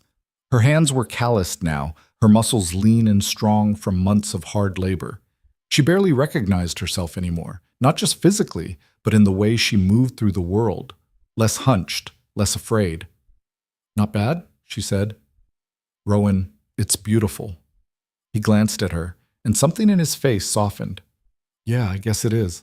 Margaret had stayed through the summer, helping with the work, but when autumn came, she announced she was leaving. Not running this time, just moving on. She'd gotten a job offer in Denver, working for a lawyer who specialized in women's rights cases. It was good work, she said. Important work. The kind of thing she should have been doing years ago. "You sure you want to go?" Lena asked the morning Margaret packed her bags. "I'm sure." Margaret secured the last strap on her saddlebag and turned to face her. "You don't need me here anymore, and I need to do this for myself. I wouldn't have made it this far without you. Yes, you would have. You're stronger than you think." Margaret pulled her into a brief, fierce hug. "But I'm glad I was here to see it." Rowan walked Margaret to her horse and shook her hand. "You ever need anything, you send word." "Same to you." Margaret climbed into the saddle and looked down at them both. "Take care of each other, and don't let anyone tell you this wasn't worth fighting for." Then she rode off, and Lena stood in the yard watching until she disappeared over the hill, feeling like she'd lost a sister she'd only just found. That night, Lena and Rowan sat on the porch in the cooling air, neither of them saying much. The ranch felt different without Margaret, quieter, emptier, but also more intimate somehow, like a door had closed on one chapter and another was just beginning. "You think she'll be all right?" Lena asked. "Margaret, she'll be fine. Woman like that doesn't break easy." "None of us do, I guess." Rowan looked at her. "No, I guess not."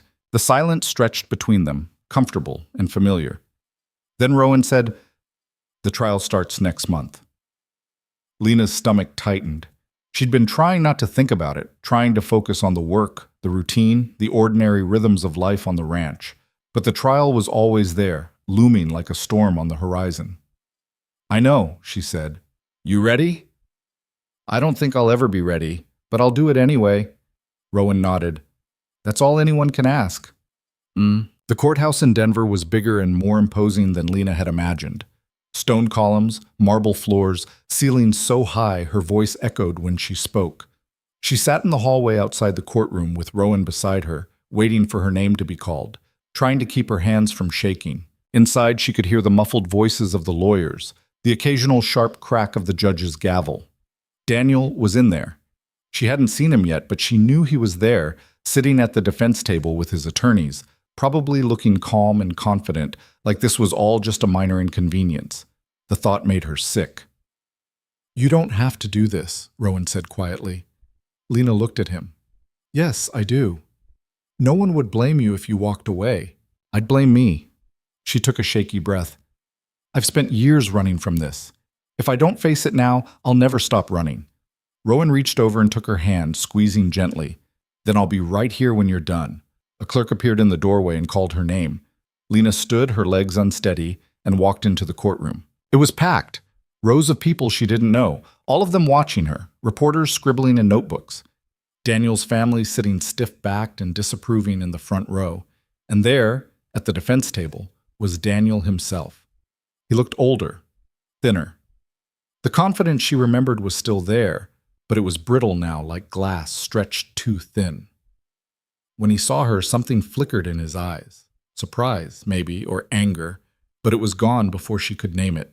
Lena took the witness stand and placed her hand on the Bible, swearing to tell the truth. Her voice was steadier than she expected. The prosecutor was a woman in her 50s, sharp-eyed and no nonsense. She walked Lena through her testimony with careful precision. How she'd met Daniel, what he'd promised, what he'd taken. Lena answered each question as honestly as she could, her voice growing stronger with every word. When it was the defense attorney's turn, he came at her like a predator, questioned her morals, her motives, her version of events, suggested she'd seduced Daniel, that she'd taken the money willingly, that she was lying now out of spite or greed. Lena felt the shame rising in her chest, hot and suffocating, but she didn't look away, didn't back down. She met the attorney's eyes and told him, clearly and calmly, that he was wrong. "I didn't seduce anyone," she said. "I trusted someone who lied to me. And when I found out the truth, I left. That's not a crime." "But taking his money is," the attorney shot back. "I took what I was owed, for the work I did, for the lies I believed." Lena's voice didn't waver. "If that's a crime, then charge me. But don't stand there and pretend he's the victim." The courtroom went silent. The attorney opened his mouth, then closed it again and turned away. When Lena stepped down from the stand, her legs were shaking so badly she almost fell. But she walked out of that courtroom with her head high, and when she saw Rowan waiting in the hallway, she nearly collapsed into his arms. "I did it," she whispered. "I know. I heard. I told the truth." "You did." Lena pulled back and looked at him. "Do you think it'll be enough?" Rowan didn't answer right away. Then he said, "I think you did everything you could. The rest is up to them."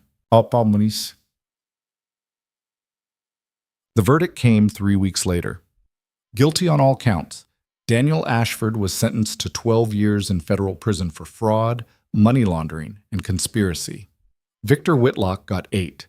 The judge called them both a danger to society and showed no mercy. Lena heard the news from Garrett, who rode out to the ranch to deliver it in person. She stood in the yard, the telegram in her hands, reading it over and over, unable to believe it was real. 12 years, she said. Could have been more, Garrett said, but the judge wanted to send a message. Men like Ashford don't get to ruin lives and walk away clean. Lena looked up at him, tears streaming down her face. It's really over? It's really over. She sank down onto the porch steps, her whole body shaking with relief and exhaustion, and something that felt almost like grief. Rowan sat beside her and put his arm around her shoulders, and she leaned into him, letting herself cry for the first time since the trial began. Garrett stayed for supper that night, trading stories with Rowan about the old days, the railroad, the marshals they'd both known. Lena listened, half present, her mind still reeling from the verdict. When Garrett finally left, she and Rowan sat on the porch again, watching the stars come out. "How do you feel?" Rowan asked. Lena thought about it.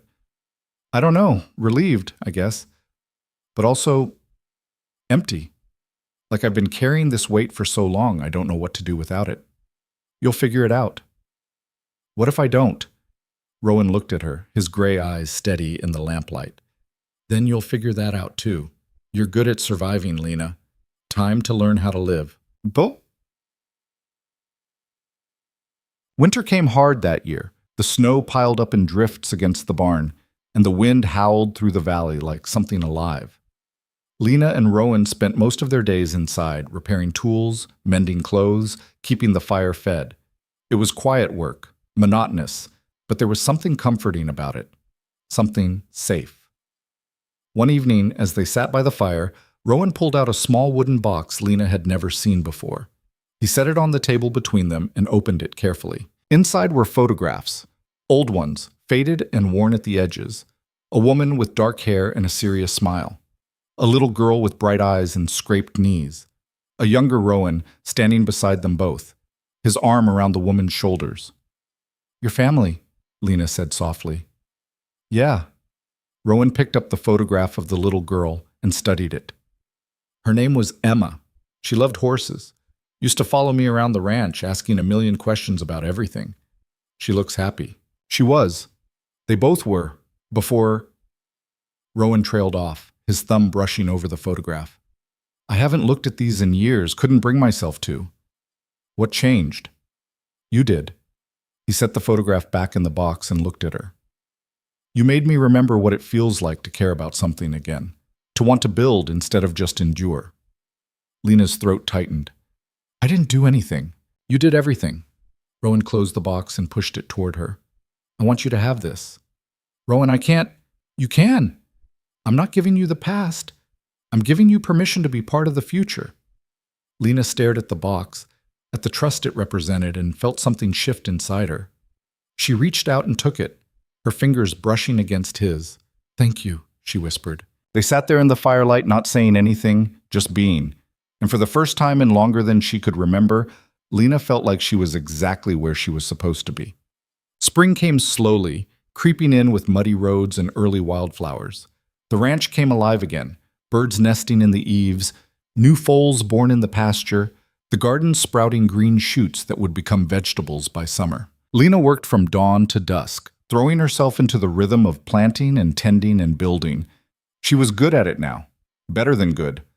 The garden thrived under her care, and the fences she mended stayed mended. Rowan noticed, and one morning he handed her a piece of paper. "What's this?" she asked. "Deed to the ranch. I added your name to it." Lena's breath caught. "What? What?" "Because this is as much your place as it is mine. You've earned it." Rowan met her eyes. "I'm not asking you to stay forever, but if you want to, the option's there." Lena looked down at the paper, at her name written in careful script beside Rowan's. Lena Hale, co-owner. It felt surreal, impossible, like someone else's life. But it wasn't someone else's life, it was hers. "I don't know what to say," she said. "Then don't say anything, just keep doing what you're doing." Lena folded the paper carefully and tucked it into her pocket. Then she looked at Rowan, really looked at him, and saw not just the man who'd given her a second chance, but the man who'd become her partner, her anchor, her home. "Thank you," she said, "for all of it." Rowan nodded. "Thank you for staying." Kartab. The town started treating her differently after that. Not like an outsider anymore, but like someone who belonged. Tom asked her opinion on which seeds to stock for the summer planting season. A rancher from the next valley over hired her to help repair his irrigation system. Mrs. Calhoun still didn't speak to her, but her husband tipped his hat when they passed on the street. Small things, but they added up. One afternoon, Lena was in town picking up supplies when a young woman approached her. She was maybe 20, with nervous eyes and a worn dress, and she stood at a distance like she was afraid of getting too close. "Are you Lena Hale?" the woman asked. Lena set down the sack of flour she'd been carrying. "I am. Can I help you?" The woman glanced around, then stepped closer, lowering her voice. "I heard what you did. About the trial. About Daniel Ashford." Lena's stomach tightened. "Yeah? I wanted to say thank you. For standing up to him. For not letting him win." The woman's eyes were shining. "My sister was involved with a man like that. He destroyed her, and no one did anything. No one believed her." "I'm sorry," Lena said quietly. "Don't be. You showed people it's possible, that women like us can fight back and win." The woman paused. "That matters more than you know." She turned and walked away before Lena could respond, disappearing into the crowd. Lena stood there, holding her sack of flour, feeling the weight of those words settle over her. That matters more than you know. Summer came in hot and bright, and the ranch flourished. The fields were green, the barn was full, the garden overflowing with more vegetables than Lena and Rowan could eat. They started selling the surplus in town, and people came to buy not just because the produce was good, but because they wanted to support what Lena and Rowan had built. One evening, as they sat on the porch watching the sunset, Rowan said, "You ever think about what comes next?" Lena looked at him. "What do you mean?" "I mean, we've spent so much time surviving, fighting, building, but what happens when there's nothing left to fight?" "I don't know. I haven't thought that far ahead." "Maybe you should." Lena frowned. "Are you asking me to leave?" "No, I'm asking you to stay, permanently. Not just because you don't have anywhere else to go, but because you want to." Rowan turned to face her fully. "I'm asking if you can see a future here, with me." Lena's heart stuttered. She'd thought about it, of course. Thought about what it would mean to truly commit to this place, to this man, to this life. But saying it out loud made it real in a way that terrified her. "I'm not good at this," she said. "At staying, at trusting, at believing things can last." "Neither am I. But I'm willing to try if you are." Lena looked out at the ranch, at the fields she'd planted, the barn she'd helped rebuild, the life she'd fought so hard to claim, and she realized that somewhere along the way, this had stopped being a place she was hiding and started being a place she belonged. "Yeah," she said. "I'm willing to try." Rowan's face broke into a rare, genuine smile. He reached over and took her hand, and they sat there together as the sun dipped below the horizon, painting the sky in shades of gold and red. The seasons turned. Autumn brought harvest, winter brought snow, spring brought new growth. The ranch became more than just a place to survive. It became a community. Neighbors stopped by to trade goods, to share news, to help with the big projects. Lena found herself at the center of it, not as an outsider looking in, but as someone people turned to, trusted, relied on. She and Rowan never married. It wasn't about papers or ceremonies or making it official in the eyes of the law. It was about the choice they made every day to stay, to build, to face whatever came next together. That was enough. One spring morning, 2 years after the trial, Lena woke to find a letter waiting for her on the kitchen table. It was from Margaret. She tore it open and read. Margaret had gotten married, to the lawyer she'd been working for in Denver. They were happy, she wrote, building a practice together, fighting cases for women who had nowhere else to turn. She'd thought about Lena often, she said. Wondered how she was doing. Hoped she'd found peace. At the bottom of the letter, Margaret had included a photograph. It showed her standing in front of a small office building, a sign above the door that read Collier and Associates, Legal Services for Women. She was smiling, not the careful, guarded smile Lena remembered, but a real one. Open. Unafraid. Lena pinned the photograph to the wall beside the one of Rowan's family. 2 pieces of a past that had led to this present. "Good news?" Rowan asked, walking into the kitchen. "The best kind." He poured himself coffee and stood beside her, looking at the photographs. "You ever miss it? The city?" The life you had before.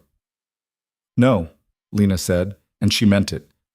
That wasn't really my life. It was just something I was passing through. And this? Lena looked around the kitchen, at the table where they ate their meals, the stove where they cooked, the windows that looked out onto the land they'd built together. This is real, she said. This is mine. Years passed. The ranch grew. New buildings went up. New fields were planted. Lena took on apprentices, young women from town who wanted to learn how to work the land, how to be self-sufficient, how to build something of their own.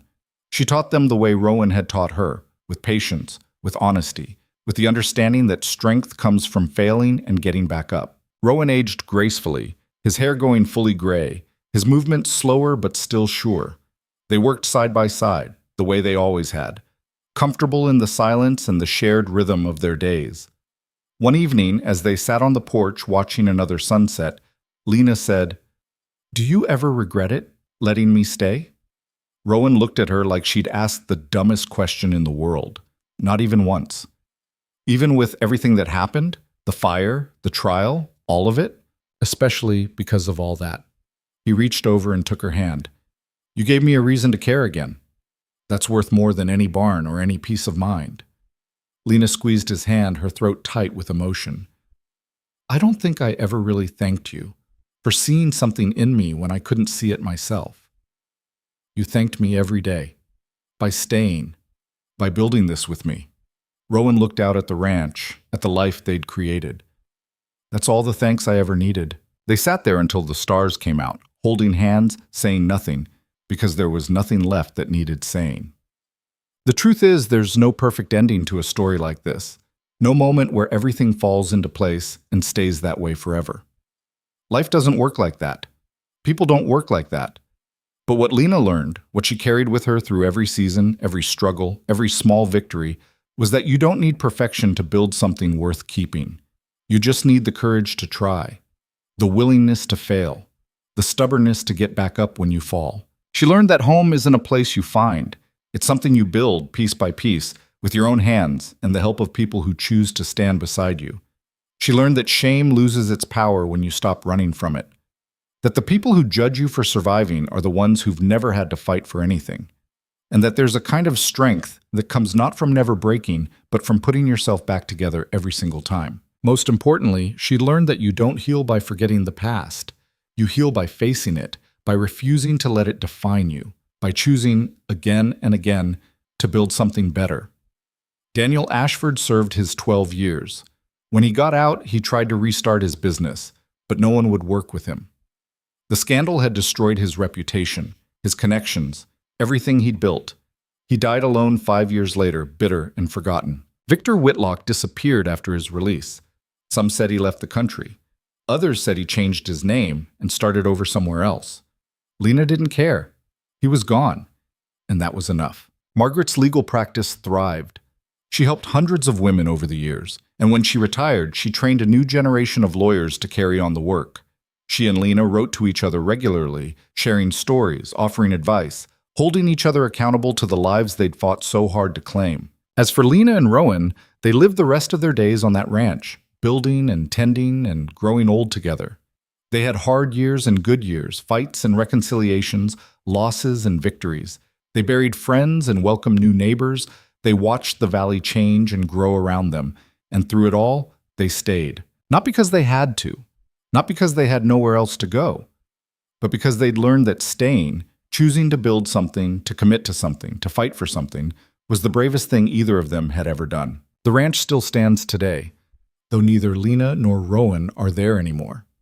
The people who own it now don't know the full story of the woman who once stole eggs from the hen house and the man who gave her a second chance.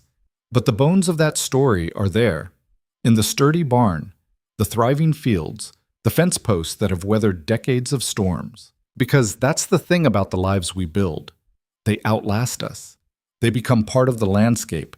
They prove that we were here, that we mattered, that the choice to stay and fight and build was worth making. And maybe that's the real lesson.